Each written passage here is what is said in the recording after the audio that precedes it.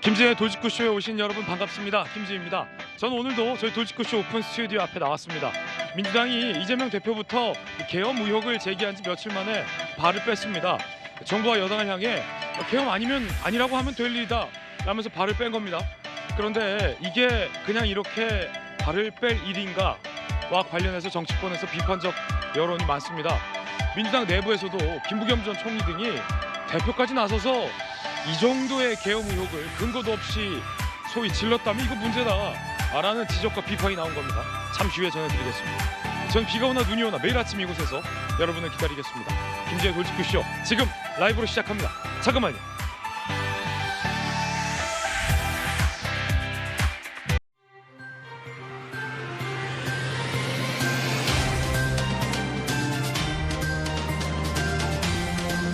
신문 읽어주는 남자입니다. 계엄 의혹을 본격적으로 이재명 대표부터 제기했었는데 글쎄 갑자기 잠잠해졌습니다. 하루 만에 잠수 모드다 이런 여론의 분석도 있습니다. 마땅한 근거가 없었던 건 아니냐라는 비판의 목소리가 민주당 내부에서조차 당장 나오고 있습니다. 전직 총리를 지낸 인사부터 이재명 전 대표 등을 비판한 겁니다. 근거가 있다고, 제보가 있다고, 정황이 있다고 하지 않았던가요? 잠시 후에 이야기 나눠보겠습니다. 오늘 조간신문 4가지 키워드 준비되어 있습니다. 함께 보시죠. 먼저 첫 번째 키워드입니다. 첫 번째 키워드는 뭘까요? 바로 이겁니다. 폭풍, 중앙일보 1면 기사입니다. 폭풍, 함께 보시죠.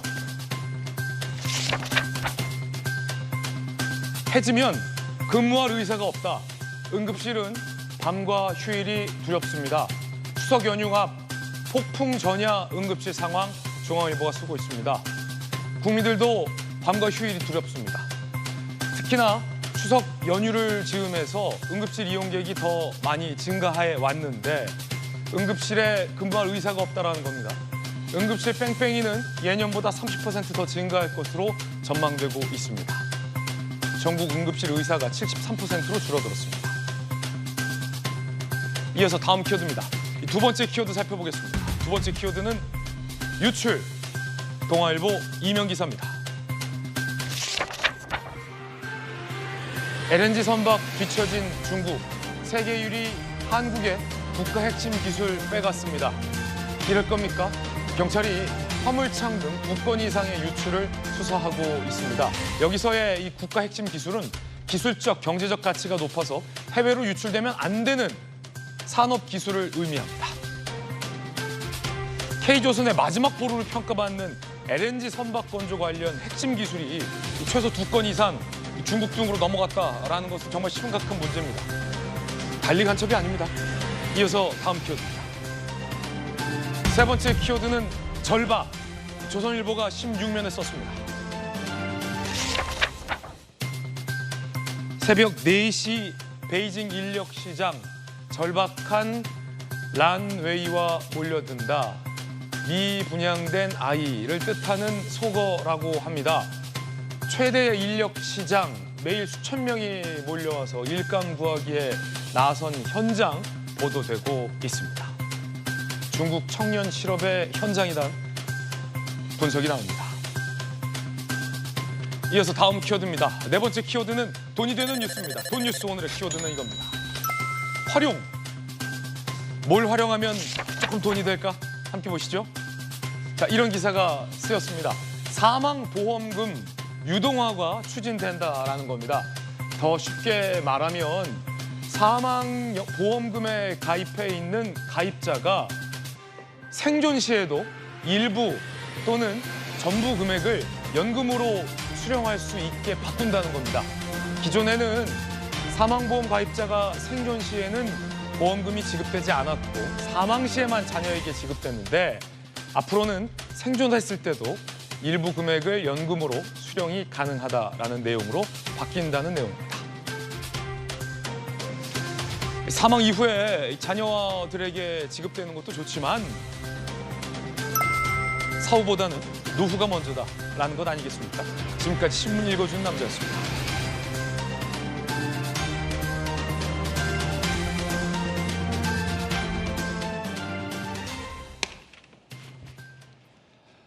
오늘 아침 함께하신 분들 소개해드리겠습니다.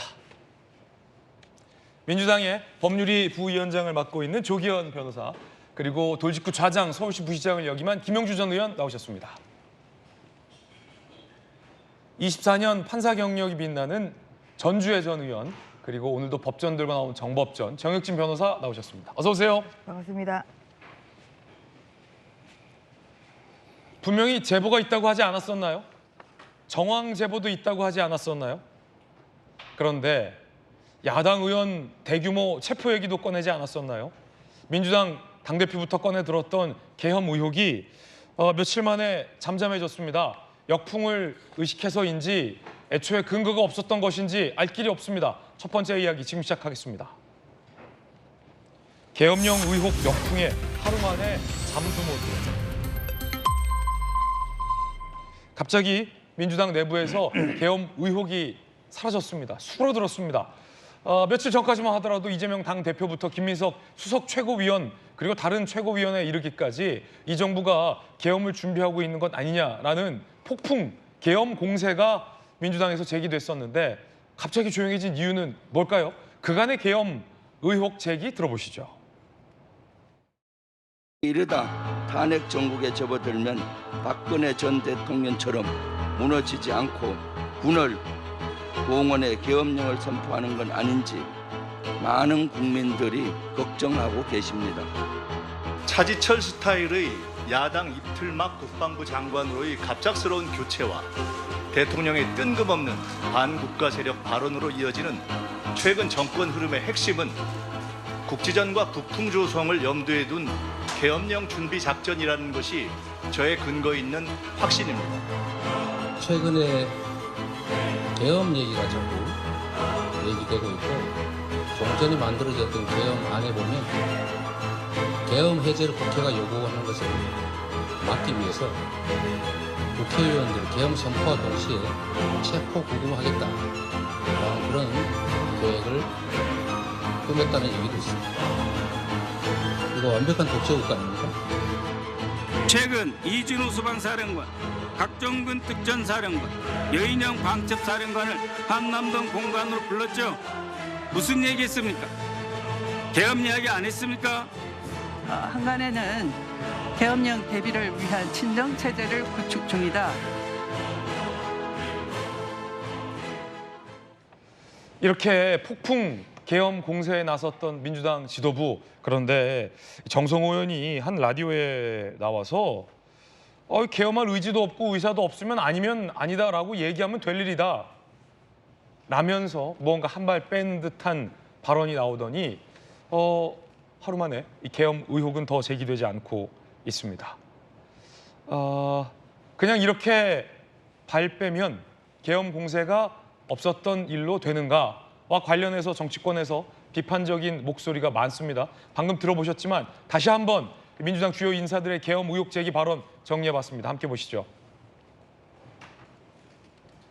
김병주, 탄핵 정국 접어들면 계엄령 선포하는 것 아닌지 걱정. 김민석, 최근 정권 흐름의 핵심은 계엄령 준비 작전. 이재명 대표, 계엄 위해 의원들을 체포, 구금하겠다는 얘기가 있다. 박선원 의원, 한남동 공간에서 계엄 이야기했다. 추미애 의원, 계엄령 대비를 위한 친정체제 구축 중. 너무나도 구체적으로 제보와 정황이 있다라는 얘기까지 꺼내들며 계엄 의혹에 나섰습니다만 김영주 의원님, 네.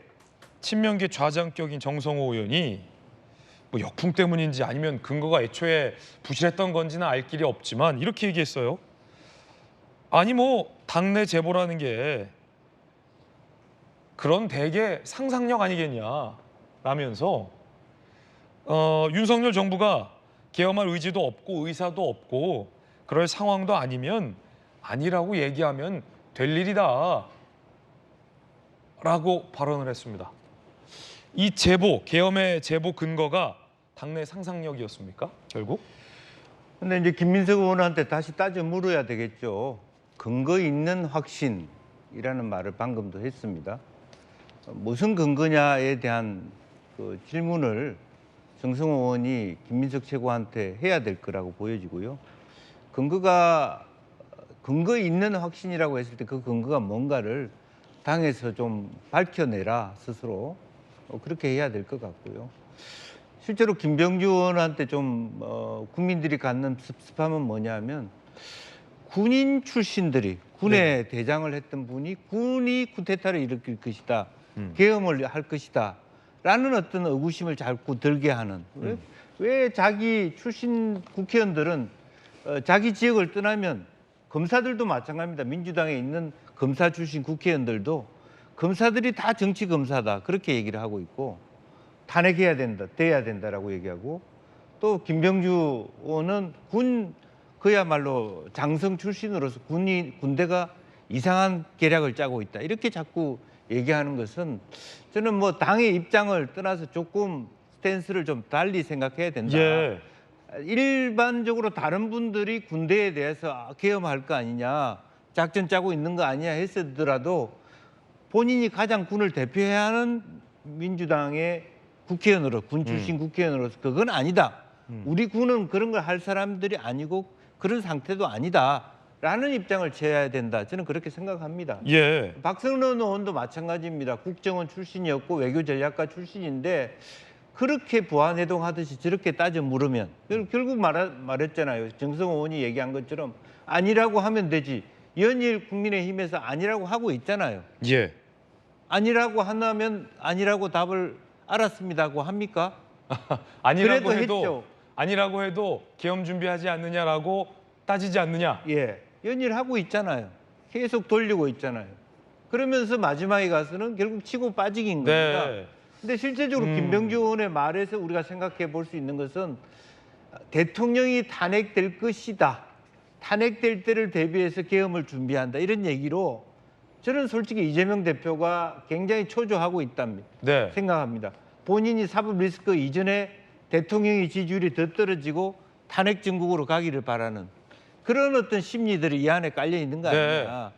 계엄의 문제가 아니라 탄핵이라고 하는 것을 더 빨리 진행시켜 달라는 부탁으로 들린다, 그런 말씀드립니다. 그렇군요. 김영주 의원님의 따끔한 쓴소리였습니다. 전주 의원님, 그러면 민주당을 지지하는 일부 지지자 중에서는 정말 이 정부가 계엄을 준비하고 있구나, 근거도 있다고 하니까 라고 믿었던 분도 꽤 있을 것 같은데, 논란이 되니까 이제 와서 아니 정치인이 그런 말도 못하냐, 의심도 못하냐 라고 발표해버리면 지지자들을 믿었던 지지자들은 어떻게 되는 겁니까? 그러니까 민주당이 이제 선동 정치로 재미를 좀 받지 않습니까? 뭐 예를 들어서 후쿠시마 이제 오염수 뭐 관련한 그런 괴담 정치로 작년 이맘때 뭐 회도 안 사 먹고 또 그런 생선을 취급하는 분들이 손해를 많이 보고 뭐 이런 걸로 재미를 톡톡히 봤거든요. 그래서 계속 지금 주제를 바꿔가면서 선동을 하고 있다. 근데 이제 이번에는 이제 듣도 보지도 못한 괴담 이 대상이 이제 계엄령인 것이죠. 그리고 이제 이거 나온 게 국방부 장관 이제 후보자 청문회에서 이런 걸로 좀 이슈화를 하려고 했어요. 그런데 본인들이 보기에도 아무런 근거가 없지 않습니까? 예. 제가 봤을 때는 헛것이 보이는 거 아닌가, 헛것이 보이고 헛것이 들리는 거 아닌가 이런 생각이 들 정도로 너무 이거는 해도 너무한 그런 억지 정치인 거죠. 네. 그래서 이제 그러다 보니까 이게 뭐 동력을 상실하게 되고 여러 차례 또 특정 의원들이 계속 선동을 하고 있습니다만 뭐 여론의 움직임이 없잖아요. 이러니까 이제 뭐 이쯤에서 접자 이제 이렇게 되고 국방부 장관 후보자에 대한 청문회도 끝났기 때문에 이렇게 된 거 아닌가 싶은데, 저는 오히려 이제 이재명 대표가 이렇게 얘기하지 않았습니까? 계엄을 하자마자 현역 국회의원들을 체포 구금하려고 하는 거 아니냐. 네. 계엄과 동시에. 예. 그러니까 뭐냐면 이재명 대표의 그 머릿속에는 항상 본인의 그런 그 사법 리스크가 근저에 있는 거 아니냐. 아직까지도 본인이 구속되는 것에 대한 두려움이 좀 있는 거 아니냐. 그래서 결국은 이러한 그 본인의 불안감이 나오는 이러한 무책임한 말이죠. 왜냐하면 계엄법에는 그 현역 국회의원인 경우에는 현행범인 경우 현행범 외에는 체포 구금되지 아니한다 이렇게 써 있거든요. 네. 그래서 이런 것과 배치되는 법조인 출신의 이재명 당대표가 이런 법도 안 찾아보고 배치되는 이런 발언을 하고 이런 것이 마치 민주당 국회의원을, 아무런 죄도 없는 민주당 국회의원을 잡아들이기 위해서 계엄을 하려고 하는 시도 아니냐, 지금 이렇게 발언한 거 아니겠어요? 그래서 네. 이런 것 때문에 굉장히 오히려 민주당의 이런 정당성만 오히려 좀 낮아지는 것이고 제대로 된 그런 근거에 따라서 좀 제시를 해야 된다. 예. 그리고 이 부분에 대해서는 민주당에 이렇게 무책임하게 선동을 한 분들에 대한 사과나 유감 표명이 필요하다고 생각합니다. 예, 정혁진 변호사님, 네네. 그 질문인데 이게 그냥 뭐 의심도 못하냐, 아니면 뭐 다행이지 하고 쓱 넘어가면 될 일일까, 아니면 관계자들의 이 사과 발언이 나와야 하는 사안인가와 관련된 질문이에요. 오늘 한 조간신문 사설은 강도 높게 민주당을 비판했습니다. 국민을 바보로 하는 계엄령 괴담을 민주당이 퍼뜨렸다. 사설 제목이 국민을 바보로 하는 계엄령 괴담인데 정성호 의원 얘기 들어보니까 다른 분들 마땅한 근거도 못 대고 있고 그냥 야당이 할 수 있는 의심이고 제보라는 것도 상상력에 기반한 제보다 야당 정치인이 의심도 못하냐. 근거 있다면서요. 확신에 근거 있는 확신이라면서요. 정황 제보가 있다면서요. 그러니까 정성호 의원님이 저렇게 말씀하시는 건요. 그 이유가 딱 하나예요. 왜 그러냐면 정성호 의원님이 변호사 출신이라서 그래요. 지금 계엄하니까 막 그 사람들이 쿠데타랑 똑같은 걸로 생각하는데 계엄은 그렇지가 않습니다. 계엄은 엄연한 법적인 개념이에요. 우리나라 헌법과 계엄법에 계엄과 관련된 요건하고 효과가 자세하게 규정이 되어 있는 그런 법적 개념이거든요. 우리나라 헌법에 어떻게 되어 있습니까? 대통령은 전시사변 이에 준하는 국가 상태가 있어야 계엄을 할 수 있다. 대통령이 기분 나쁘다고 오늘 아침에 내가 뭘 잘못 먹었는데 속이 쓰리다고 해가지고 그냥 마음대로 할 수 있는 게 그게 계엄이 아니란 말이에요. 계엄은 우리나라에 여태까지 계엄이 16번 있었거든요. 왜 이렇게 많았습니까? 우리나라에 6.25가 있었기 때문이에요. 우리나라 계엄의 대부분은 언제 발령됐느냐? 북한이 쳐들어왔을 때, 6.25 때, 그때 대부분의 계엄이 발령이 됐던 거고, 그러니까 일반 경찰력으로서는 사회의 안정 질서를 유지할 수가 없기 때문에 그러니까 어마어마한 무력을 가지고 있는 병력이 동원될 수밖에 없는 그런 아주 예외적인 상황이 되었을 때에만 대통령이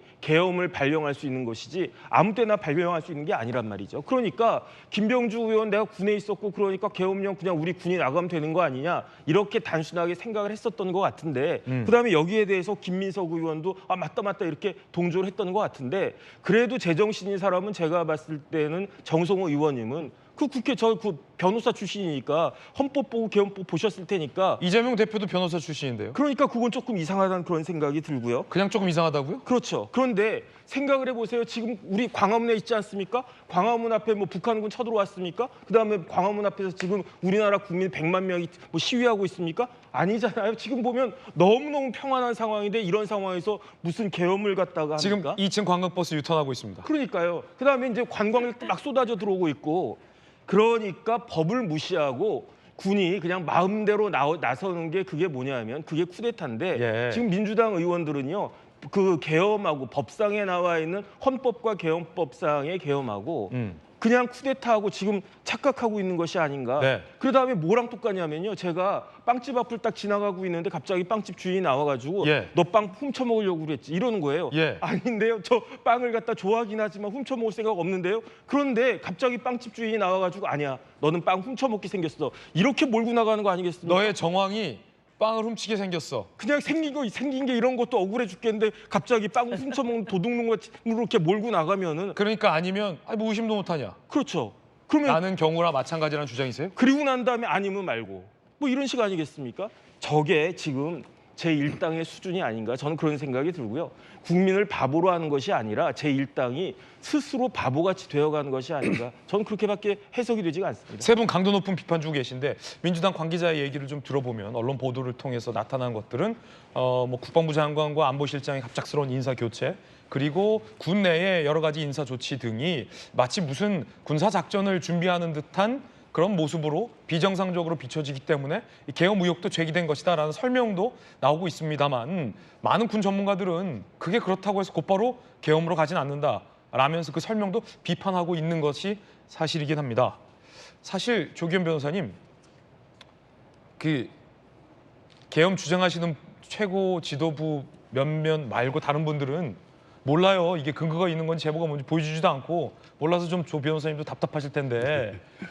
최상병 의혹과 관련해서 여당에서는 민주당의 제보가 이른바 공작적인 제보다, 제보 공작 의혹도 제기하고 있잖아요.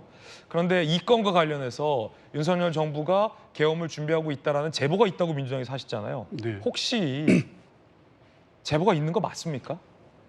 제보 공작이라는 의혹조차 붙이지 못할 만큼의 제보도 없었던 것은 아닙니까? 정치권에서 이런 의혹이 제기되고 있어요.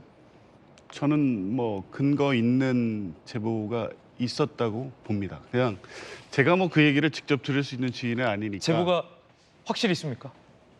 있었다고 말씀을 하시는 것 같아요. 그래요? 김민석 최고위원이나 박선원 의원이 지금 이제 이재명 대표가 여야 대표회담 때 언급을 하고 쭉 하셨지만 어제 국방위에서 이 문제에 대해서 여러 가지 문제가 짚어졌기 때문에 그렇지 오늘도 김민석 최고위원은 그 점을 분명히 말씀했습니다. 김민석 최고위원 또 박선원 당 상황실장 중심으로 해서 아직도 여전히 엄중히 상황 관리를 하고 있다. 관련 제보는 있는 취지의 말씀을 하셨고 민주당의 정보력이 그렇게 간단치 않다. 이런 취지의 말씀을 하셨어요. 그러니까 이런 말도 안 되는 계엄을 왜 얘기하겠습니까? 2017년 2월 달에 있지 않았습니까? 계엄 문건 다 봤습니다. 그 내용이 있었고요. 그때 당시로 되돌아보면 2016년 11월 19일인가에 추미애 당시 민주당 대표가 최고위원회에서 군이 계엄령을 준비하고 있다는 첩보가 있다는 얘기를 발언합니다. 난리가 났죠. 정치 선동이다, 괴담이다. 국회가 계엄 해제권이 있는데 그런 말도 안 되는 주장을 하고 있다라고 지금처럼 똑같이 비판했습니다. 그런데 그 경고가 있었음에도 불구하고 2017년 2월 달에 권한도 없는 국군 기무사령부에서 계엄 대비 문건을 만들었고요. 그 내용은 아주 상세하게 실제 계엄이 실행될 수 있을 만큼 구체적 계획이었습니다. 그 내용 중에 핵심적으로 지금 그 대통령실이나 여당이 비판하는 내용, 계엄 해제권이 국회에 있는데 그래서 계엄 해제권을 무력화시키겠다는 계획까지 포함된 거 아닙니까? 박근혜 정부 얘기잖아요.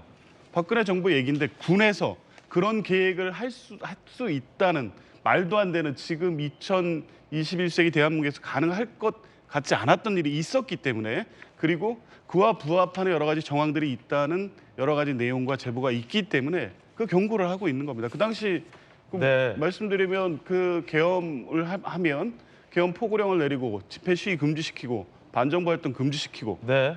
이런 내용들을 하면 바로 현행범인 체포해가지고 실제 의결 정족수를 무력화시키겠다는 겁니다. 지금 근데 그 2017년 얘기고 네. 결국은 그것이 뭐 계엄을 준비했다니 국가 전복을 준비했다는 혐의와 관련해서 다 혐의가 없음으로 결론이 난 사안인데 2017년 박근혜 정부 그리고 문재인 정부를 지나서 윤석열 정부인데 철진한 문건이 지금 윤석열 정부가 계엄을 준비하고 있다는 일종의 근거는 안 되는 텐데 민주당이 갖고 있는 2017년 문건 말고 제보가 정말 있습니까? 그러니까 그런 내용들이 사실은 직접 공개할 수는 없죠. 왜냐하면 당시에도 보면 자꾸 2016년, 17년 돌아갈 수밖에 없는 게 그때도 상상도 못하는 설마 이런 일이 했는데 있지 않았습니까? 지금 역시 마찬가지인 거고 결국 그게 확인된 거는 2018년에 들어서서 박근혜 정부 탄핵이 인용되고 새로운 정부가 들어선 후에야 그 문건이 공개된 겁니다. 그러니까 이게 지금 제보 단계 그리고 그거에 부합하는 여러 가지 정황 단계에서는 그런 일이 있어서는 안 된다는 강력한 경고를 해야 될 필요성 때문에 민주당의 지도부라든가 이런 말씀을 하는 거고 그런 차원에서 여전히 상황 관리를 하지 이 건을 계속 물고 늘어지면서 계엄이 현실화될 것처럼 이렇게까지 할 수도 없고 하지는 않을 겁니다. 다만 여전히 그와 부합하는 여러 가지 정황들, 내용들이 있고 그 관리를 하고 있기 때문에 김민석 최고위원은 이 부분에 대해서는 지금 뭐 어제 오늘 뭐 국방부 장관 인사청문회 충분히 얘기했기 때문에 안 하겠다 이러지 않습니다. 철저하게 엄중하게 관리를 하고 있다고 하니까 네. 아마 그와 관련해서 다른 정황이나 이런 게 있으면 계속해서 말씀을 할 거라고 보고요. 다만 이게 이제 정치적 이해관계를 따지면 민주당에 득이 될 것이냐 저는 별로 그럴 것 같지는 않습니다. 일반 상식에 미쳐서 보면 제가 이런 얘기를 하고 있지만 이거에 얼마나 공감하겠느냐 이런 생각을 할 수도 있거든요. 그런데 그래서 이제 2017년 사례를 끌고 들어오는 게 그런 위험성이 있었다는 사례가 네. 있기 때문에 민주당은 이 경고를 하고 있는 겁니다. 이런 얘기를 할 수밖에 없는 겁니다. 그렇군요. 하지만 민주당에서 더 진전된 근거나 정황을 제시하지 못하고 있습니다. 정성호 의원의 이야기 들어보시죠. 대통령께서 전날 8.15 경축사 때 반국가 세력이 지금 뭐 있다고 말씀하지 않았습니까? 예. 대통령께서 또 대통령실에서 지금까지 한 번도 경험하지 못한 상황이었다. 이걸 이젠 끝날 때이다. 이걸 어떻게 끝냅니까? 대통령이 그럼 어떻게 끝나겠다는 거예요? 그러니까 당연히 의심할 수 있는 겁니다, 사실은. 더군다나 이번에 새로 장관된 김용현 국방장관 같은 경우도 국민들의 입을 틀어막은 분이에요. 그렇기 때문에 뭐 계엄에 대한 구체적 증거가 있냐 없냐가 아니라 그런 사고를 할 수 있는 분들이기 때문에 그런 위험성들을 경고한 거고 그런 생각조차 갖지 마라. 본인들이 생각에 그런 의사가 없고 근거가 없다고 생각하면은 그 사실이 아니고 야당에서 그런 발언들을 갖고 불안 조성하지 말라 정도 하면 되는 거죠. 정치인들이 그런 얘기도 못 합니까? 대통령께서 대한민국에 반국가 세력이 있다고 하는 증거 있습니까? 계엄할 의지도 없고 의사도 없고 그런 상황도 아니다라고 얘기하면 되는 겁니다. 제보가 있다 뭐 그런 얘기도 있는데 그 제보라는 게 되게 그런 상상력인 거 아니겠습니까? 결국은 상상력에 근거한 의혹 제기, 우려, 이재명 대표나 김민석 전 최고가 하는 얘기와는 전혀 다른 얘기들이 정성호 의원을 통해서 나오고 있고요. 논란이 커지자 당내에서조차 이게 너무 과했다라는 비판 목소리가 나옵니다. 먼저 최재성 전 수석 이야기부터 들어보시죠. 국민의힘에서 계엄령 선포에도 절대다수 의석을 갖고 있는 국회에서 해제 의결을 해버리면 되는데 다수당이 내내면 뭔 소리냐 이렇게 하니까 또 이재명 대표가 의결 못하게 체포 구금을 할 수 있는 거 아니냐 이렇게 또 얘기를 하면서 이게 온도가 급상승된 거예요. 우려로 했을 때는 저는 그냥 우려니까 뭐 그렇게 주장을 할 수 있다고 봐요. 근데 근거 있는 확신 단계로 가니까 이거는 조금 오버한 거다 이런 느낌이 듭니다. 그러니까 오버한 거다. 우려가 근거 있는 확신으로 온도가 급상승된 거다. 알겠습니다. 민주당 내에서 최재성 전 수석이 아주 정확한 부분을 짚었습니다. 우려를 제기하는 것과 근거가 있는 확신이라면서 계엄설을 제기하는 것은 명백히 다르다는 겁니다. 그런데 근거가 있는 확신이라며 제보에 기반한 계엄설을 제기하더니 이제는 그냥 우려다라는 메시지들도 나오고 있는데 그것은 오보다. 최재성 전 수석은 이렇게 얘기하고 있습니다. 김부겸 전 총리도 비판했습니다. 확실한 근거도 없이 당대표가 여야 대표 회담에서 그런 얘기를 하면 안 됐다. 계엄령은 중대한 헌정질서 위반을 불러오는 만큼 그런 언급은 자제해야 된다. 김부겸 전 총리가 쓴소리를 했어요. 굉장한 비판이라고 봅니다. 전재 의원님, 김 전 총리 말씀이 맞죠? 확실한 근거도 없이 당대표가 그냥 우려 차원에서 계엄을 하면 안 되지라는 우려를 나타내기 위해서 야당 의원 체포설까지 여야 대표 회담에서 얘기하는 것은 상당히 부적절했다. 그러면 안 됐다. 근거도 없다. 김부겸 총리 이렇게 얘기하는 거 아닙니까? 지난 일요일에 이제 양당 대표 회담이 처음으로 열렸는데 찬물을 끼얹는 그런 발언을 했기 때문에 이제 그런 부분에 있어서 굉장히 민주당이 가벼워 보이는 거죠. 어떤 그런 근거도 없이 그런 양당 대표의 회담 같은 중요한 자리에서 얘기했다는 것 자체가 민주당이 격을 떨어뜨리는 이제 이런 발언 아니냐 이런 지적인데요. 아까 이제 근거가 있다는 확신을 가진다고 계속 얘기를 하는데 계속 이제 민주당에서 그 근거라는 건 결국은 철진한 이야기죠. 2017년에 이제 기무사의 그 계엄령 그 검토 문건 사건을 자꾸만 이제 그것을 가지고 지금 아직도 그런 거 아니냐는 의심을 하는 것 같은데 사실 그 사건 자체도 실체가 없는 사건 아니겠습니까? 2018년 문재인 대통령이 이 부분에 대해서 수사를 하라고 이렇게 지시를 해서 그래서 2018년에 민군 합동수사단이 구성이 됐습니다. 그리고 104일 동안 200여 명을 조사를 했는데 결국은 이 실체를 파악을 못한 거죠. 그냥 검토 문건만 검토를 한 것과 이것을 실제로 실행할 의지가 있는 건 굉장히 다르거든요. 그런데 이런 그 실행할 의지가 있는 이런 부분에 있어서 아무런 그 증거를 찾지를 못하고 결국은 다 아무런 기소도 안 됐던 거예요. 이게 2018년의 상황이거든요. 그런데 지금 이제 와서 어떠한 근거도 없이 지금 계속 나오는 거는 2017년, 2018년에 이러지 않았냐 이제 이런 얘기만 되풀이하고 있으니까 경기도 안 좋고 사실 요새 좀 날씨도 또 계속 덥다 보니까 국민들이 굉장히 힘들어하시고 뭐 이러는데 저 국민들 짜증만 내게하는 이러한 발언을 하고 있는 거죠. 그래서 이러한 부분에 있어서 민주당이 정말 민생을 살피겠다고 계속 말로만 하고 있습니다만 정말 민생을 살피기 위해서는 이러한 불필요한 그리고 또 국민들의 분열을 또 우려를 가지고 올 수 있는 이러한 위험 정치는 좀 그만 줘야죠. 그래서 좀 제대로 정말 그 정신을 차리시고 민생에 좀 집중해 주시라 저는 이런 말씀을 꼭 드리고 싶습니다. 예, 사실은 그 정혁진 변호사님, 네네. 민주당의 전현직 의원들이 사드 괴담 관련해서도 사드 전자파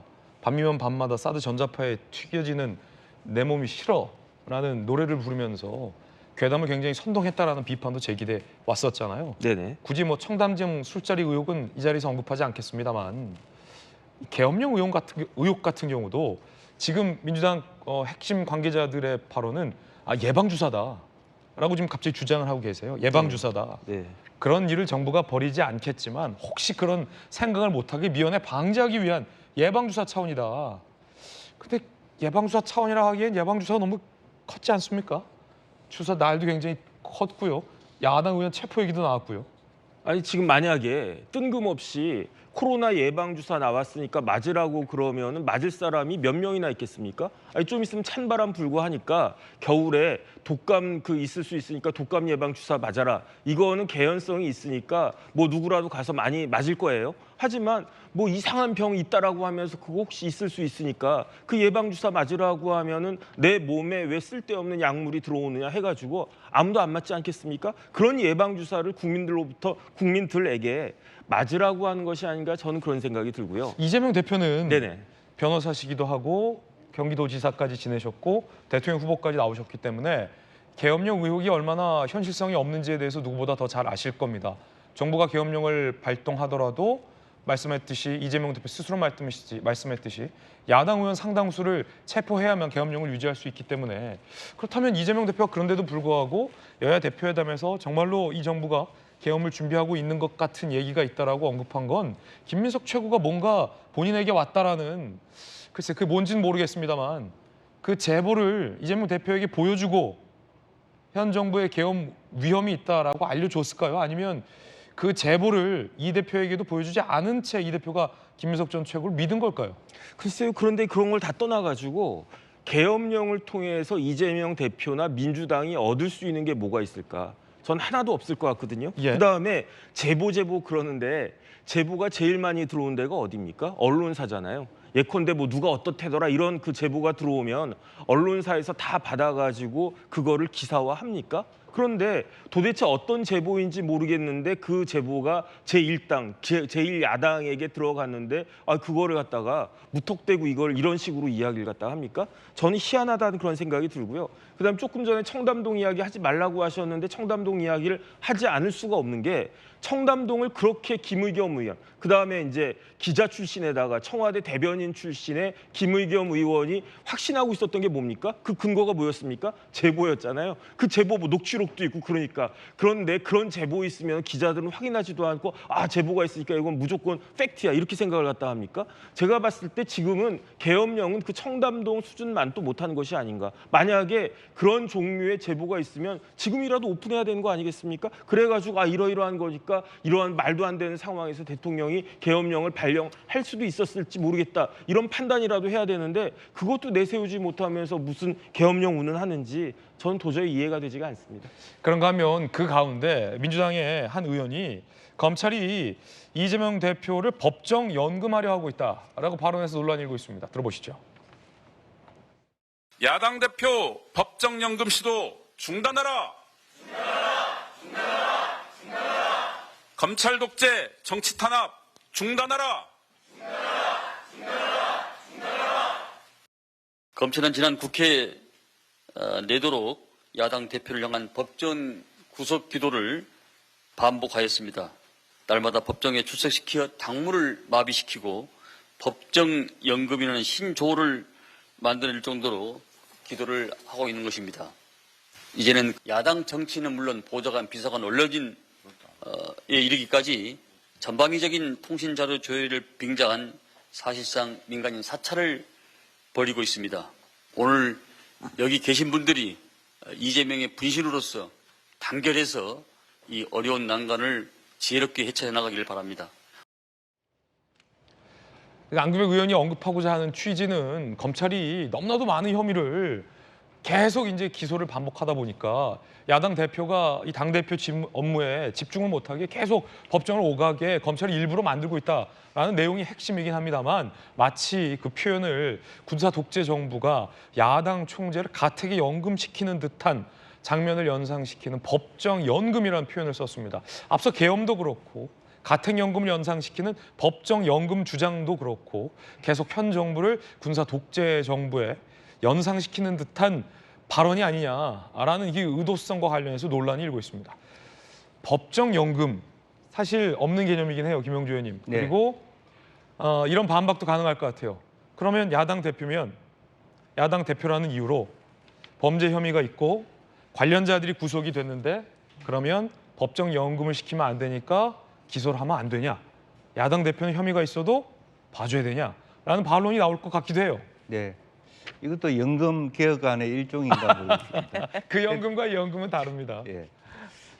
실제적으로 보면 죄를 많이 지어서 연일 일주일에 4, 5일 법정에 나가서 시간 할애하느라고 예. 또 혹은 그렇게 많이 그 시간을 법정에 뺏기도록 검찰이 무리한 먼지털이식 수사를 하고 있다 이런 것을 애둘러서 표현한 것이겠죠. 그런데 이제 선후 관계가 잘못된 것 같아요. 그러니까 죄를 지었으면 당연히 뭐 기소가 되고 고발이 되고 또 법정에서 그것이 무죄로 나오면 될 것을 그것을 법정에 많이 가는 것 자체를 법정에 가두는 것처럼. 예, 연금 하는 것을 그래서 그나마도 연금을 시키면 한 군데서 연금시키면 좋은데 이 동네에서 조금 연금시키고 수원에서 연금시키고 그다음에 또 서초동에서 연금시키고 뭐 그런 부분도 우리 민주당의 시간을 빼앗아 가는 거 아니냐. 예. 예. 그것도 큰 틀에서 연금 전략이다.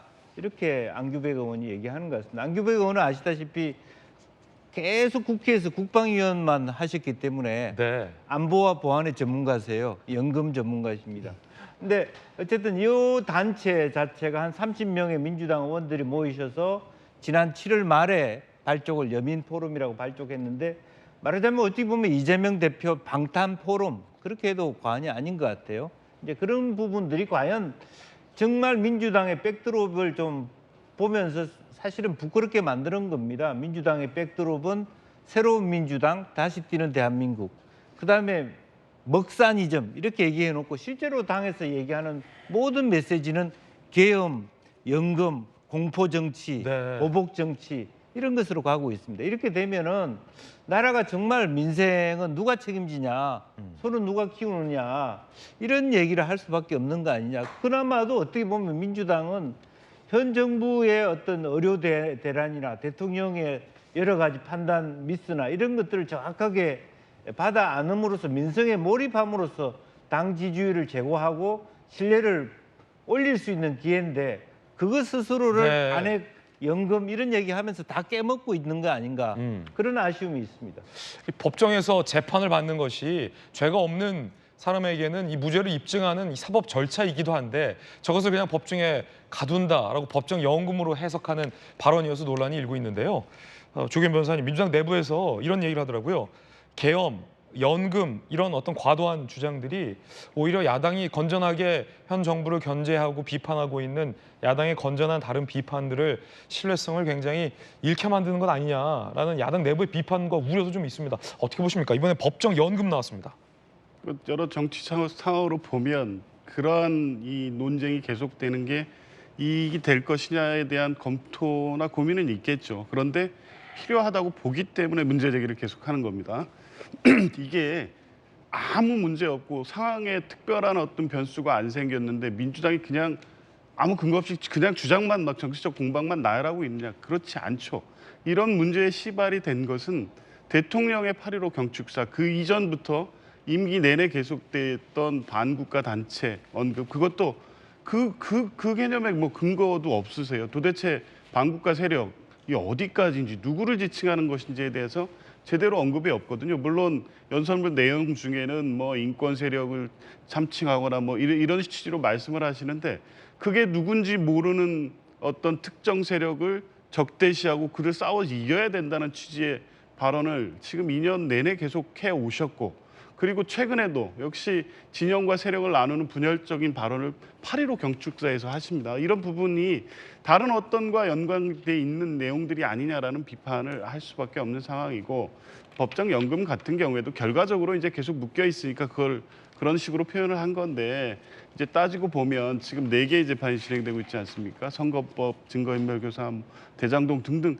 수도 없습니다. 이게 정말 이 정도 죄인이면 중죄인이죠. 지금 정상적인 사회활동도 못 해야 될 만큼의 범죄 혐의를 받고 있는 겁니다. 이런데 그게 이제 형평이나 다른 거에 비춰봤을 때 이게 정상적인 수사고 야당 대표에 대해서 이렇게까지 해야 될 혐의 사실이 정말 그렇게 적나라하게 드러나고 있습니까? 물론 증거인멸 교사 관련돼서 녹취록에 그런 혐의를 받을 만한 내용이 있습니다. 공직선거법상 허위사실 공표는 발언의 내용이 있기 때문에 그게 법적으로 허위사실 공표에 해당되느냐 아니느냐 다툼의 여지가 있습니다. 그런데 그렇게 하나하나 모든 문제에 대해서 국민의힘이 고발하면 검찰은 수사하고 관련된 모든 사실을 다 묶어서 기소를 하고 그렇게 만들어진 게 지금 2년 6개월 동안에 해서 지금 4가지 혐의 사실로 당 대표임에도 불구하고 매일 법정에 가야 되는 이 상황을 뭘로 표현하겠습니까? 법정 연금이 된 상태. 그 출발은 검찰의 무리한 수사.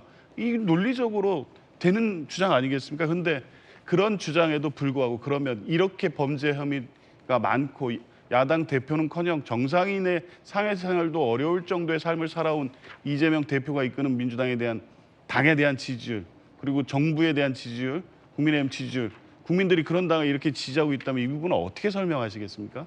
이런 괴담이니 정치 공세니 공방이니 아무리 얘기를 해도 적어도 그런 내용 중에 국민을 설득할 수 있는 내용 그리고 현 정부의 어떤 문제점 이런 거에 대한 국민적 공감대가 있기 때문에 그런 얘기를 하는 것이고 이건 정치적 이 이해관계를 넘어서 야당으로서 할 수 있는 문제 제기의 과정이고 뭐 그런 내용들을 가지고 비판하는 거지 아무 근거 없는 정치 공세다, 괴담이다, 또 이 범법자가 자기 변명을 하는 거다 뭐 이렇게 비판할 문제는 아니라고 봅니다. 예, 10월에 이제 이재명 대표 관련된 뭐 한두 가지 혐의에 대한 1심 재판 결과가 나올 텐데 그 재판 결과에 따라서 이것이 검찰의 무리한 법정 연금 시도인지 아니면 적절했던 이 인과응보의 사법 기소인지가 어느 정도 판가름 날 거라고 보는데 정익주 변호사님. 네네.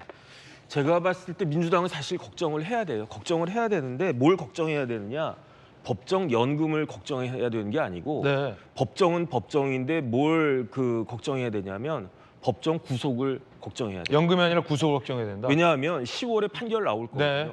공직선거법 판결 나오는데 공직선거법에서도 만약에 그 판사가 기계가 있고 정확하다라고 하면 법정 구속시킬 수 있는 그런 사안입니다. 그게 양형 기준에 따를 때 제가 뭐 어떤 뭐 제 자의적인 그런 게 아니고 양형 기준에 의할 때 공직선거법상의 이재명 대표의 혐의는 유죄로 확정이 되면 유죄가 인정이 되면 그 구속될 수 있는 그런 사안이고요.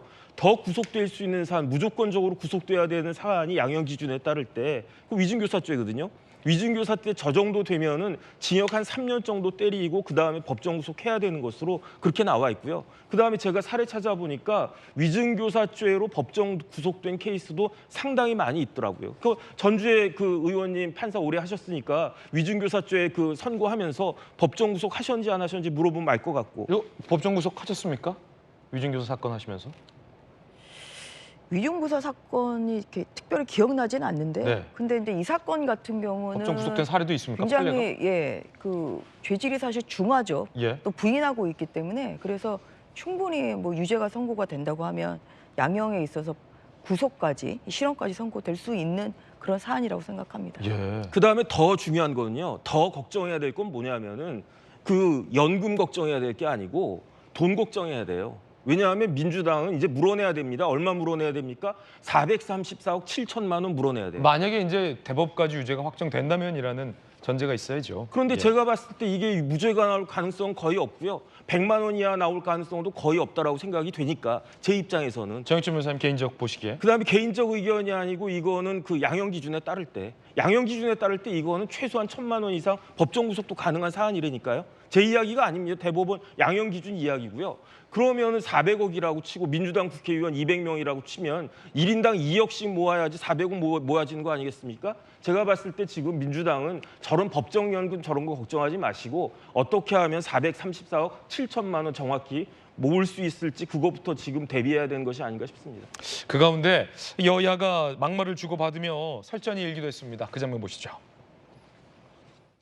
이재명 대표의 평화혁명론. 이 책을 읽으면서 저는 지금으로부터 100년 전인 1917년 레닌의 볼세비키 혁명이 연상되었습니다. 당시 레닌이 주장한 군주제혁명, 토지혁명, 빵혁명, 평화혁명은 이재명 대표의 정치혁명, 경제혁명, 복지혁명, 평화혁명과 유사한 궤를 하고 있습니다. 그렇다면 현재 대한민국에 이렇게 이런 사상을 가진 분들이 다수당의 대표로 국회를 장악하고 있는데 동료 의원한테 또라이라고 말하는 그렇게 상스러운 분들하고 같이 이 자리에 있다는 것이 안타깝습니다. 어떻게 동료 의원한테 쌍스럽다 말을 합니까? 손가락질하지 마세요. 왜 손가락질하는 거야? 자,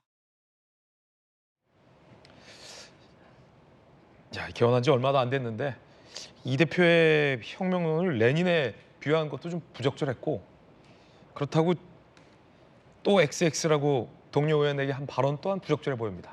자, 첫 번째 이야기 전해드렸습니다. 이번엔 저희가 준비한 다음 순서입니다. 뜨거운 소식 3가지 준비됐습니다. 함께 보시죠. 먼저 첫 번째 소식입니다. 유아인 씨가 법정 구속됐습니다. 재판부 얘기부터 좀 볼 텐데요. 의존도가 매우 심각해서 재범의 위헌성이 높다면서 법정 구속 판단을 내린 겁니다. 1심 재판부, 의료용 마약 관리 방법의 허점을 이용했다. 죄질이 좋지 않다라고 지적했고요. 의존도가 매우 심각해서 재범의 위험성이 높다라고 밝혔습니다. 실형을 선고한 만큼 도주 우려가 있다라며 징역 1년 법정 구속을 시켰어요. 자, 유아인 씨의 혐의 좀 한번 보실까요? 프로포폴 등 의료용 마약 총 181의 상습 투약 혐의 유죄, 타인 명의로 수면제 1,100여 정 불법 처방 혐의 유죄, 지인과 LA에서 대마 흡연 유죄, 대마 수수 및 일행의 강요 혐의는 무죄, 증거인멸 교사는 무죄. 하지만 다양한 종류의 대마와 의료용 마약을 투약한 것에 대해서는 모두 유죄가 인정됐습니다.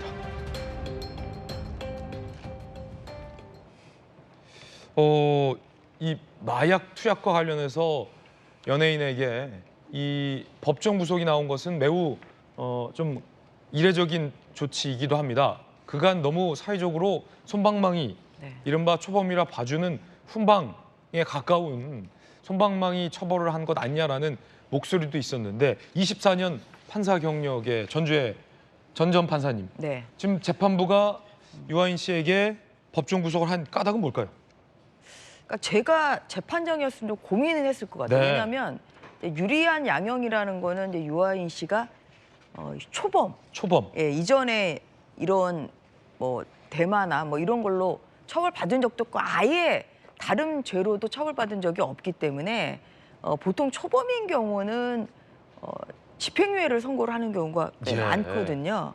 그런데 초범임에도 불구하고 그리고 이렇게 대마 관련한 범죄로 뭐 벌금형도 처벌받은 적이 없는 유아인 씨에 대해서 실형을 선고를 했다는 건 그만큼 범행 횟수, 기간이 굉장히 긴 거죠. 그다음에 재범의 위험성이 굉장히 높다.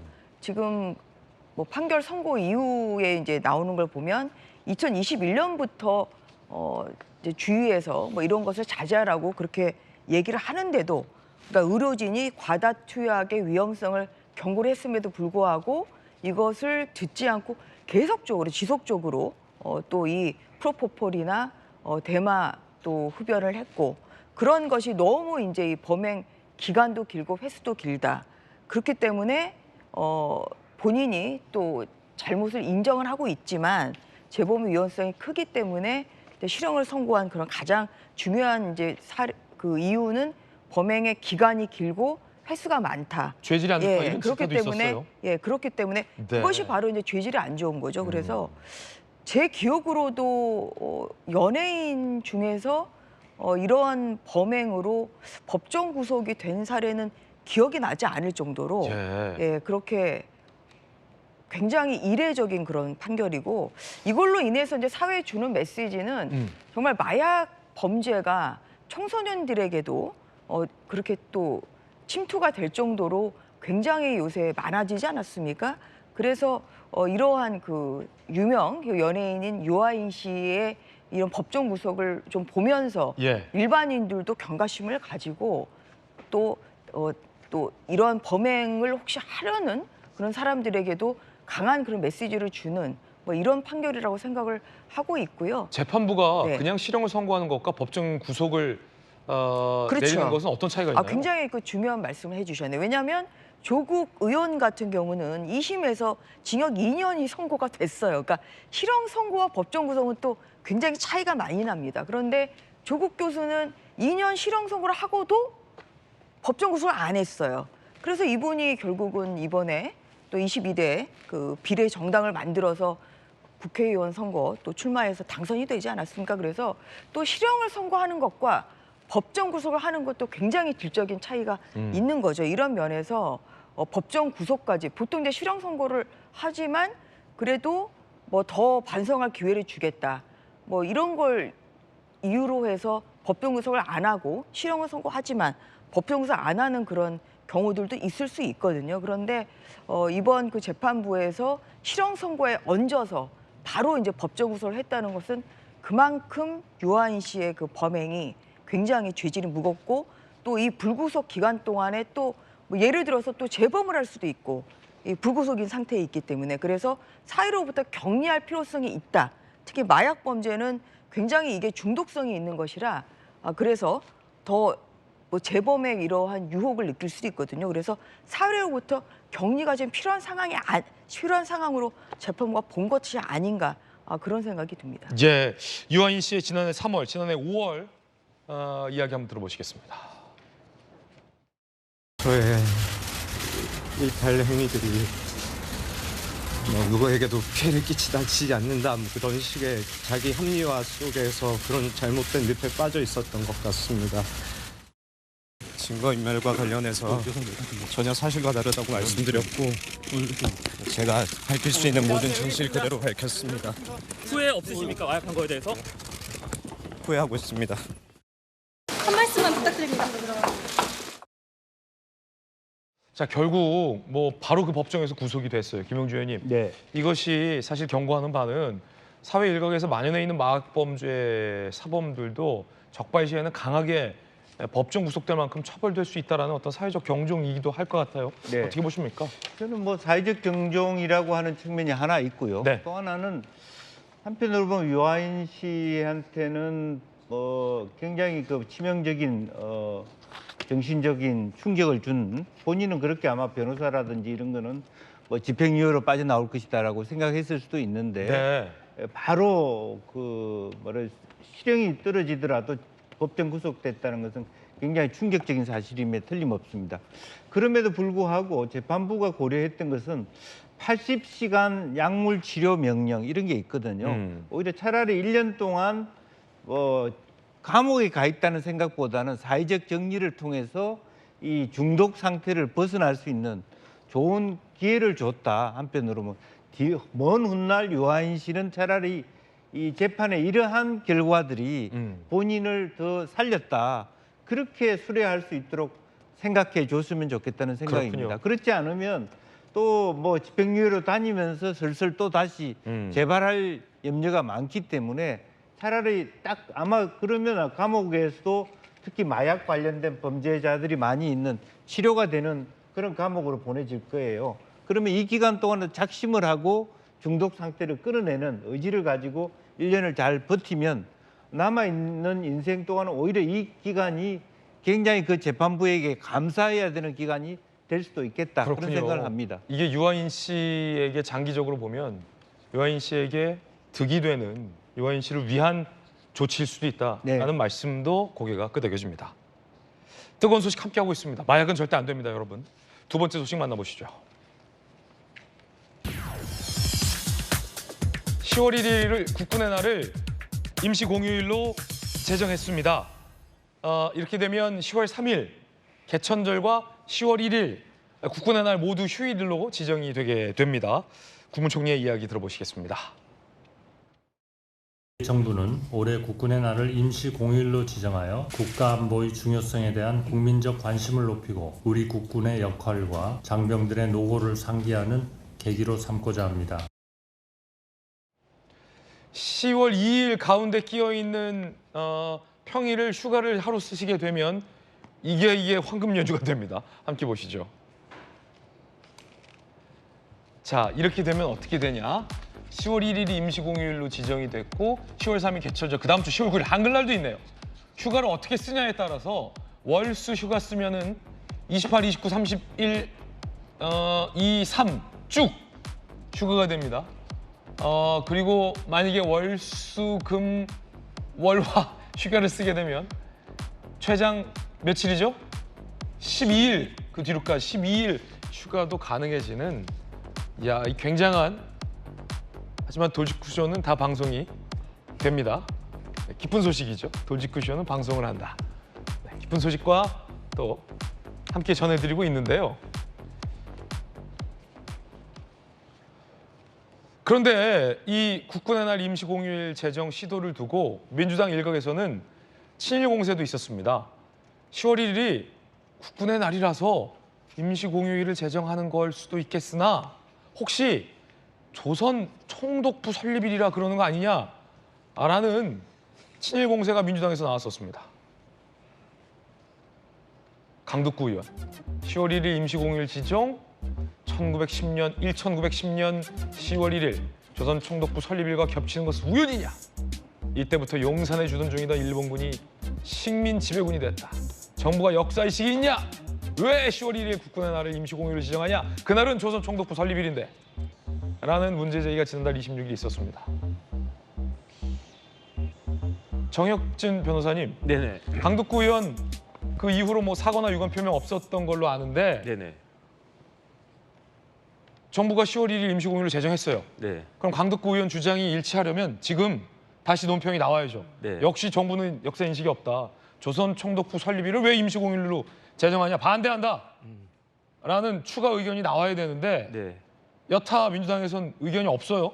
그러면 유감 표명이라도 나와야 되는 거 아닙니까? 네네. 아니 그렇게 따지면은 우리나라에 놀 수 있는 날이 언제가 있겠습니까? 공휴일, 뭐 8월 15일도 뭔가가 걸릴 것 같고 그 다음에 뭐 추석이야 좀 다르겠지만 이런 식으로 3.1절에도 또 뭔가가 걸릴 수 있지 않겠습니까? 중요한 거는 우리가 생각하고 우리가 자주적으로 생각하는 게 중요한 거지 남의 나라가 뭐 했는지 그게 뭐가 중요한 것이며 더 결정적인 건 뭐냐면요. 청와대가 어떤 자리냐면 일제시대 때 조선 총독부가 있던 자리예요. 그러면 문재인 대통령은 역사의식이 없어서 청와대에 계셨었습니까? 노무현 김대중 대통령 마찬가지고 이게 말이 안 되는 상식적으로 좀 이렇게 이야기가 되고 그럴듯하다라고 생각되는 그런 이야기를 해야지. 그다음에 지금 10월 1일에 공휴일이 되는 것에 대해서 반대하고 싶으면 그냥 혼자 열심히 일하시면 될 것 같고요. 나머지 국민들은 그냥 그 날을 아주 이제 국군의 날을 기념하면서 열심히 이제 좀 휴식을 취하는 그런 그 날로 만들었으면 좋겠습니다. 네.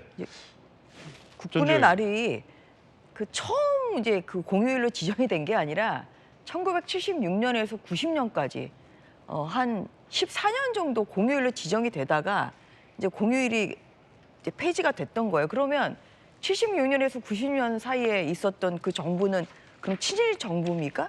그게 아니죠. 그러니까 참 민주당에 대해서 안타깝기도 하고 사실 화가 나기도 하는 게 뭔가 걸릴 것만 있으면 걸려라 하면서 막 던지는 거예요. 그러니까 뭐라도 이거 막 던지는 거다. 그럼요. 아니, 조선 총독부 설립일은 진짜 막 던진 거다. 그렇지 않습니까? 그러면서 아까 앵커께서 지적하신 대로 그러면 어제 이제 재지정한다고 공휴일로 임시 공휴일을 하겠다고 총리가 발표를 하면 민주당이 득달같이 이게 결국은 윤석열 정부는 이게 친일적인 정부다. 이러한 논평이 나와야죠. 그런데 조용하거든요. 왜냐하면 민주당 최고위원 중 한 분이 용산 대통령실에 밀정이 있느냐라는 의혹을 제기했었는데 지금 강덕구 의원이 2차 입장을 내야 된다. 용산에 있는 밀정이 10월 1일 국군의 날 임시공휴일 제정을 밀어붙였다라는 식의. 그러니까요. 그러니까 이제 그런 것도 그렇고 계엄령도 정말 실체도 없는 거예요. 실체도 없는 걸 가지고 막 던지는 식으로 이렇게 했다가 또 또 아니면 말고시게 이러한 정치 행태를 예. 지금 민주당이 계속 좀 보이는 것이 결국은 이재명 대표의 사법 리스크 1심 재판 선고가 이제 앞가 다가오고 있으니까 거기에 대한 조급함 표현 아니가 저는 네. 그러한 생각도 듭니다. 조기현 변호사님, 뭐 이 조선총독부 설립은 민주당은 아니고 민주당 강득구 의원만의 주장이긴 한데 강득구 의원 뭐 그 이후에 여타 없어요. 유감 표명을 해야 되는 거 아닙니까? 이것도 그냥 뭐 야당 정치인이 할 수 있는 말입니까? 할 말도 없고요. 부적절하고 제가 좀 낯이 뜨겁습니다. 이 얘기 다시 하는 게 부적절하죠. 뭐 아무리 이 친일 관련해서 비판할 거나 하더라도 저렇게 갖다 붙이는 건 좀 말도 안 되고요. 뭐 강득구 의원 본인도 할 말이 없으니까 아무 얘기 안 하시겠죠. 이제 저렇게까지 하면 앞에 분명한 어떤 근거를 갖고 있는 뭐 친일에 관련된 주장이나 비판도 다 묻히잖아요. 그러니까 신중하게 해야 되는데 이 분위기가 이렇게 형성되면 당에서는 좀 자중 못하고 자꾸 뭘 얹으려고 하시는 이런 분위기가 생겨서 그 과정에서 나온 얘기고 이 얘기는 뭐 그냥 없는 듯 묻힐 게 아니라 본인이 좀 과했다고 말씀하시는 게 좀 필요할 것 같고요. 뭐 어쨌든 10월 1일 국군의 날 임시공휴일 제정 자체는 뭐 좋긴 한데 저는 뭐 중간중간 재판이 있어서 쉬지는 못할 것 같습니다. 근데 좀 정부가 이 설명하는 거에 어떤 그 효과보다는 걱정되는 부분도 많이 있습니다. 안보 의식 진작, 소비 진작 이 취지라고 했는데 안보 의식 주장은 뭐 할 수 있습니다. 소비 진작이 될까요, 과연? 뭐 그런 문제도 있고 지금 가뜩이나 의료 대란 때 이 추석 명절 연휴 위기가 좀 심각하다 이러는데 그거에 대한 어떤 대비 계획까지 보면서 10월에 이 황금 연휴에 대한 대책을 만드는지 이런 부분은 걱정은 좀 됩니다. 네, 강득구 의원은 아직 뭐 일절 유감 표명 등의 말을 안 하는데 조기현 변호사께서 개인적으로 보시기에는 할 말이 없어서 아무 말도 못하는 건 아니겠느냐라는 또 관측을 주셨습니다. 아닌 말구식의 의혹 제기는 적어도 책임 있는 정치인들의 자세는 아닌 것 같다라는 생각도 한편으로는 듭니다. 자, 이번엔 뜨거운 소식 세 번째 소식 만나보시죠. 종이빨대를 쓰면 친환경이다 라는 인식 아래 많은 이 커피 전문점에서 플라스틱 빨대 대신에 종이빨대를 쓰고 있습니다. 그런데 정부 조사 결과 이 종이빨대가 더 오히려 환경에 안 좋을 수 있다라는 문제 제기가 나왔습니다. 환경부 자료에 따르면 빨대 5억 개 매립 기준으로 종이빨대가 더 위험하다는 거예요. 이산화탄소 배출량이 4.6배, 산성화 영향이 2배, 생태에 미치는 독성이 7배, 인간에 미치는 독성도 4.4배다. 플라스틱이 종이빨대보다 낫다. 이런 환경부 자료 조사 결과가 나왔습니다.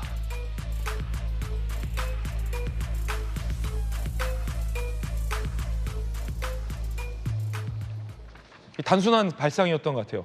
플라스틱은 잘 분해가 되지 않으니까 종이로 한번 빨대를 만들어 보자 라는 아이디어까지 좋았는데 이게 무분별하게 플라스틱 빨대가 죄악시되고 종이 빨대는 굉장히 유일한 대안처럼 여겨져서 꽤 오래 사용해 왔어요. 근데 알고 봤더니 플라스틱 빨대보다 종이 빨대가 환경에 더 낫지 않다. 심지어 매립 시에 인간에게 미치는 독성이 더 안 좋을 수 있다는 환경부 자료 결과를 보니까 좀 충격스러운데요, 김영주 의원님? 네. 서울시 부시장 하셨잖아요. 네. 사실은 이제 우리가 착각을 하고 있는 일반인들도 잘못 알고 있는 것 중에서 종이 빨대는 친환경이다라는 생각을 하고 있는 게 잘못입니다. 종이 빨대가 왜 친환경적이지 못하냐 하면 물에 젖으면 종이 빨대가 찌그러지잖아요. 예. 녹잖아요. 그걸 방지하기 위해서 종이 빨대 위에 코팅 처리를 합니다. 그 코팅 처리가 매우 유해하고 매립 시에 더 많은 어떤 인체에 해로운 결과를 낳는다는 거고요. 그렇군요. 환경부가 일회용품 사용 규제를 이제 철회하면서 일반 음식업체에다가 스타벅스나 이런 곳에서 자율에 맡기고 있는데 네. 여전히 많은 사람들은 이제 그냥 저런 빨대들을 플라스틱 빨대를 사용하고 일부 업체는 종이 빨대를 사용하는데 사실은 또 버릴 때는 종이 빨대는 그냥 일반 쓰레기로 버리는 거거든요. 근데 실제적으로는 저기 똑같이 플라스틱 빨대와 같이 코팅 처리가 돼 있기 때문에 그거를 우리는 그냥 친환경이라고 생각해서 일반 쓰레기 용지에 같이 넣는 것 그 자체도 문제가 되고 환경부가 제발 좀 오락가락하지 않았으면 좋겠습니다. 어쩌라는 겁니까 그러면? 그러니까 이제는 유예시켜 놓고 플라스틱 규제하다가 또 종이 빨대 하니까 종이 빨대는 또 플라스틱보다 못지않게 더 안 좋다 그러면 빨리 그래서 어떻게 하라는 거냐까지 얘기를 해줘야지 정책은 오락가락하고 그러면 뭐 업체 보고 어떻게 하라는 건지 조금 단명한 시그널을 또 단명한 정책을 주셨으면 하는 바람입니다. 예. 또 일각에서는 국내에서 생산한 종이 빨대는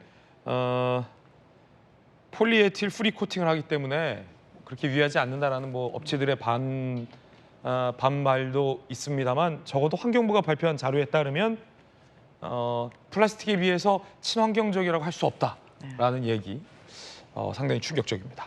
자, 이번엔 저희가 준비한 다음 주제 소개하겠습니다. 만나보시죠.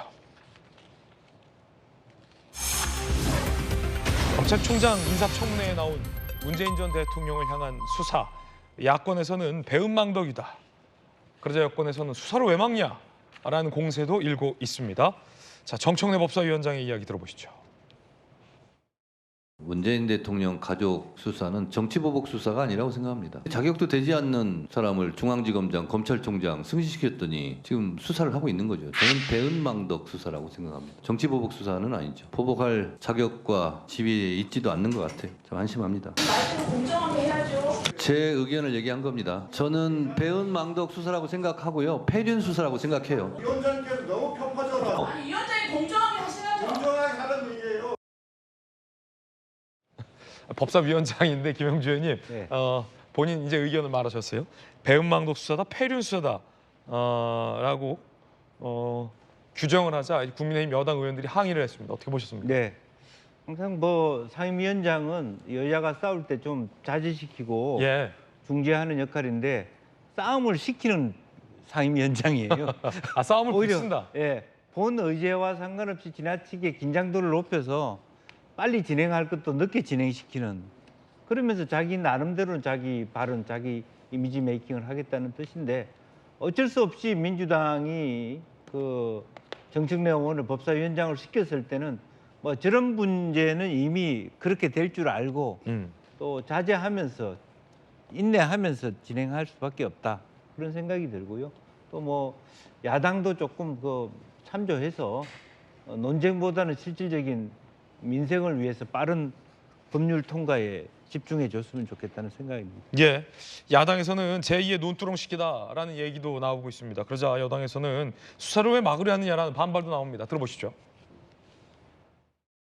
옛날에 노무현 대통령 수사했던 것을 문재인 전 대통령 수사에서 데자뷰처럼 느낀다. 이렇게 국민들이 말하고 있습니다. 이거는 수사가 아니고 스토커 수준입니다. 이게 공정합니까? 저는 노무현 논두렁식에 대해 이탄으로 봅니다. 반대편을 향해서는 절망식 먼지털이 수사, 검찰 스스로가 국민의 불씨를 초래하고 있다고 생각합니다. 네, 역대 대통령 그 누구도 법으로부터 자유로울 수 없고요. 정확한 법의 잣대를 대주시기를 부탁드립니다.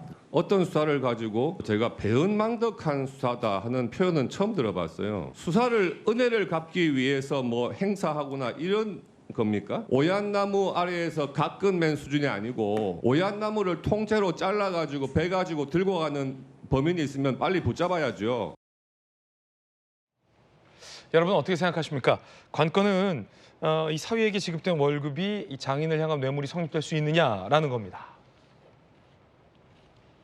경대 공동체 여부가 관건이 되겠습니다. 검찰 문 전 대통령 부부 문다혜 씨 등 약 6개월 계좌를 추적했고요. 문다혜 씨 부부가 결혼 후에도 문 전 대통령에게 경제적 의존을 했다. 전 사위 서 씨의 타이 이스타제 취업 이후 대통령의 경제적 지원이 중단됐다라는 점을 경대공 공동체의 근거로 검찰은 판단하고 있습니다. 문다혜 씨가 이런 글을 올렸군요. 경제 공동체가 아니라 문 전 대통령과 찍은 사진을 올리면서 운명 공동체다 라는 글을 올렸습니다. 경제 공동체 소환 5도 내렸냐라며 경제 공동체가 아니라 운명 공동체인 가족이다 라고 입장을 밝혔습니다.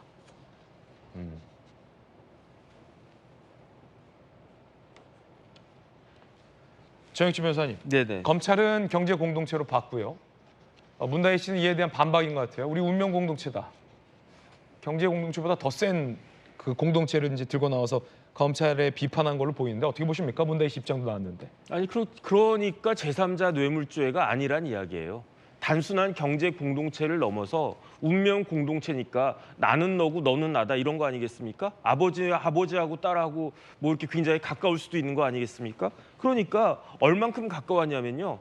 문다혜 씨의 남편이 실직하니까 그러니까 경제적 지원을 대신 해준 사람이 그 시아버지가 아니고 친정아버지였다는 거 아니겠습니까? 얼마나 가까웠으면 그렇겠습니까? 그다음에 김정숙 여사 관련해가지고 5천만 원이 어쨌든 문다혜 씨한테 들어가는 거잖아요. 뭐 이상하게 삥삥삥 돌려가지고. 그리고 난 다음에 문재인 대통령 책, 그 책이 제목이 뭡니까? 그 책 제목이 운명이에요. 운명을 그 출판해냈던 출판사가 무슨 디자인비 뭐 이런 희한한 명목으로 2억에다가 또 5천만 원까지 더해가지고 2억 5천만 원 줬잖아요. 이 정도면은 뭐 거의 경제 공동체를 넘어서는 거 아닌가?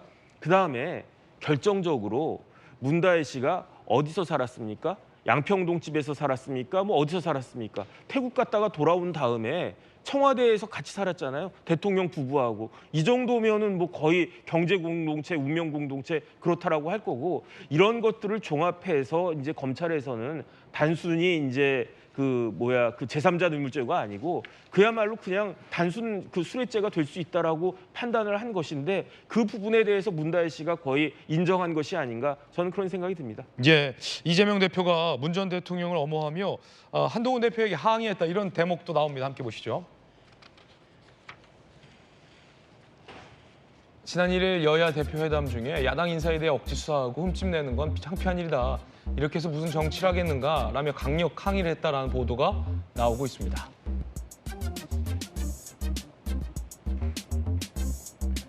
최고위원들에게 당 차원에서 별도 기구를 만들어 강력 대응해달라라고 직접 지시했다라는 보도도 나오고 있고요. 이 대표의 이런 적극적인 대응을 분석한 기사들도 나오고 있습니다. 다양한 얘기들이 나오고 있습니다. 어떻게 보십니까? 조기현 부위원장님?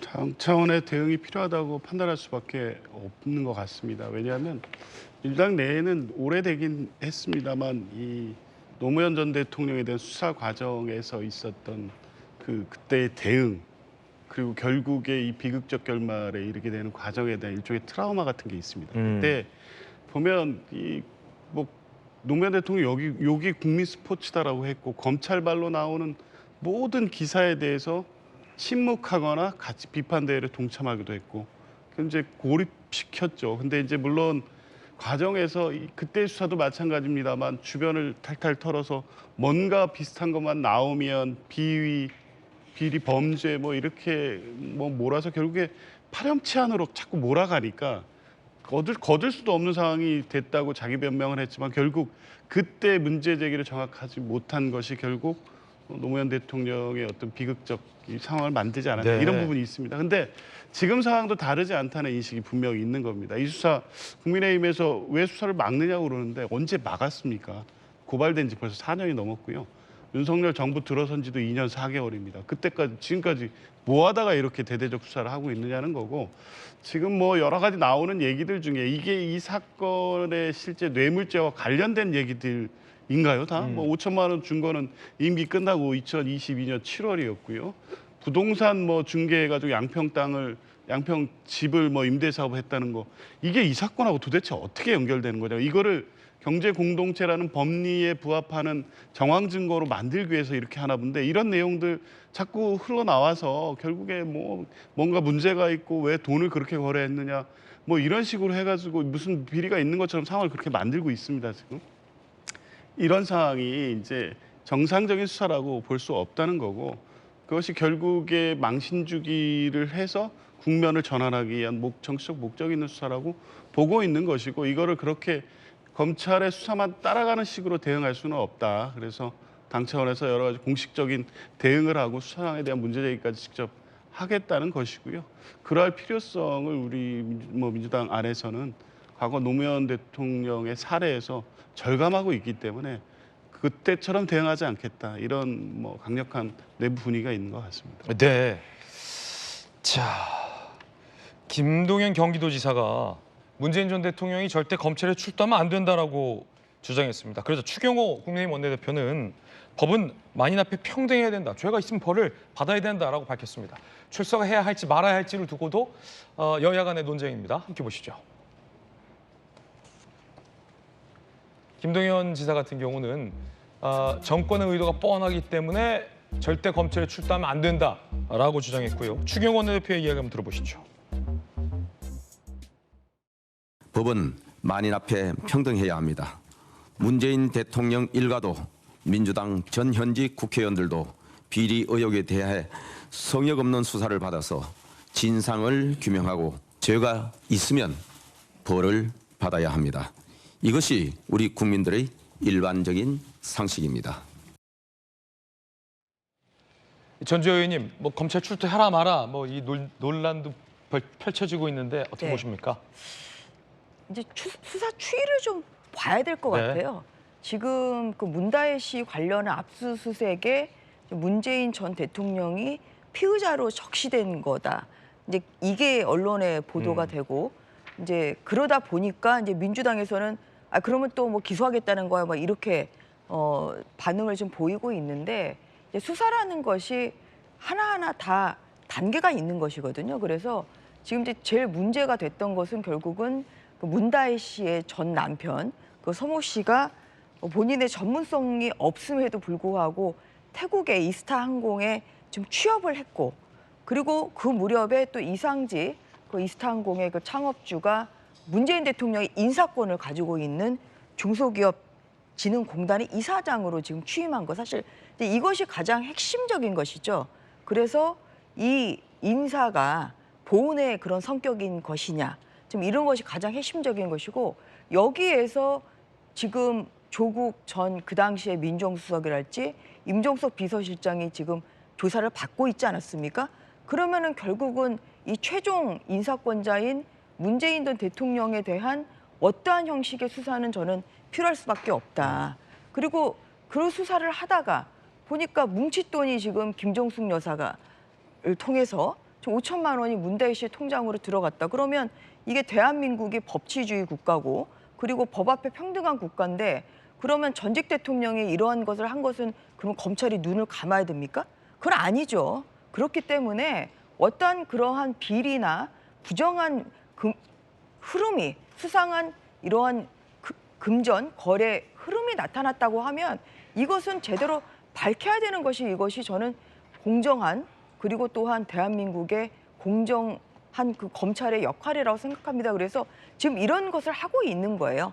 그런데 이 부분에 대해서 지금 민주당에서는 뭐 기소를 할까 아니면은 또 어떠한 형식의 뭐 소환 수사를 할까 이런 게서 너무 앞서가서 문 전 대통령을 지나치게 오히려 보호를 하려고 한다면 국민들의 눈에는 이것은 오히려 전직 대통령이 그러면 성역의 대상인가 그렇지 않지 않습니까? 네. 문 전 대통령이 대통령 시절에 박근혜 전 대통령, 이명박 전 대통령 다 구속해서 그 시절에 다 실형 선고 받았습니다. 그래서 그런 면에서 오히려 민주당이 내로남불하는 모습을 보이는 것이고 그리고 정말 그 민주당이야말로 어떤 성역으로 성역화해달라 이러한 것으로밖에 보이지 않기 때문에 민주당도 수사의 흐름을 수사의 추이를 보고 차분하게 저는 대응하는 것이 필요하다 이렇게 생각합니다. 그리고 검찰도 공정하고 엄정하게 이 사건에 대해서 아무런 그런 뭐 불필요한 오해나 억측이 생기지 않도록 그렇게 객관적이고 투명한 수사를 할 것이다. 저는 그렇게 기대합니다. 예, 자 각계의 의견 전해드렸습니다. 이번엔 저희가 준비한 다음 이슈입니다. 주제 공개하겠습니다. 열경련을 일으킨 두 살배기가 응급실 뺑뺑이를 돌다 제때 치료를 못 받아서 한 달째 의식 불명에 처해졌다라는 안타까운 보도가 나왔습니다. 함께 보시죠. 자, 지난달 4일 경기도의 고양시 일산 동부에 오후 8시 40분경 28개월 된 두 살배기 A양이 열경련 증상이 나타났습니다. 어린아이가 열 때문에 이 고열 때문에 경련 증상이 일으키면 이거 심각할 수 있거든요. 119에 신고했고요. 51분경 구급대원이 도착해서 인근 병원 11곳을 타진했는데 응급실 수용을 거부받았습니다. 결국 9시 18분경 인천 인하대병원에서 수용 가능하다라는 답변을 받았고 9시 45분쯤 1시간 5분이 경과돼서 응급실에 도착했는데 응급처치로 열경련은 멈췄지만 보세요. 벌써 1시간이 넘게 증상이 나오고 나서 1시간이 넘게 열경련 증상에 이 아이는 시달려야 됐고요. 결국 뇌 손상이 발생해서 한 달째 의식불명의 상황입니다. 정말이지 안타깝습니다. 그런가 하면 이 실명 위기에도 20번 응급실에 전화로 돌리는 뺑뺑이를 겪은 국민도 나왔습니다. 지난 1일 서울 강남구 B씨가 순간 접착제를 안약으로 착각해서 눈에 넣은 거예요. 큰일 날 상황입니다. 119가 출동을 했지만 20곳, 1시간 동안 20곳 병원에 전화 뺑뺑이를 돌렸지만 전부 이송 거절당했다라는 사례도 보도되고 있습니다. 2살배기 아기가 응급실 뺑뺑이 때문에 뇌손상을 겪어서 의식불명에 빠졌는데 복지부 차관이 이렇게 밝혔습니다. 논란입니다. 들어보시죠.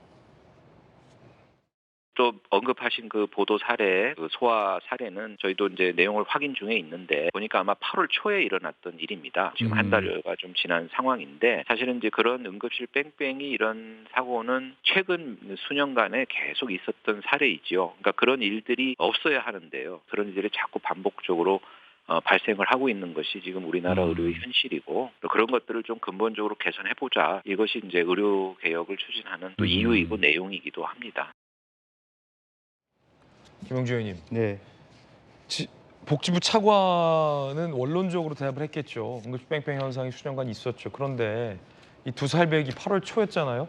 그리고 실명 위기에 20번 뺑뺑이 돌린 분 최근이잖아요. 꼭 저렇게 얘기를 해야 됩니까? 그 의식불명에 빠진 2살배기 부모의 마음을 박민수 복지부 차관이 조금이라도 헤아린다면 그 원래부터 저런 일은 있었다. 그렇게 얘기하고 넘어가면 될 일입니까? 그렇게 말입니다. 이제 실제적으로 보면은 이제 이런 문제의 근본적인 원인이 있었기 때문에 우리가 뭐 의료 개혁을 하려고 하고 그 의사들 정원을 시키려고 하는 이유다 이렇게 얘기를 했습니다만은 사실 너무 이것은 한편으로 보면 그 관료주의적 행태다라고 볼 수밖에 없을 것 같습니다. 제일 첫 번째 나오는 말은 매우 안타깝습니다. 정부로서 책임을 통감합니다.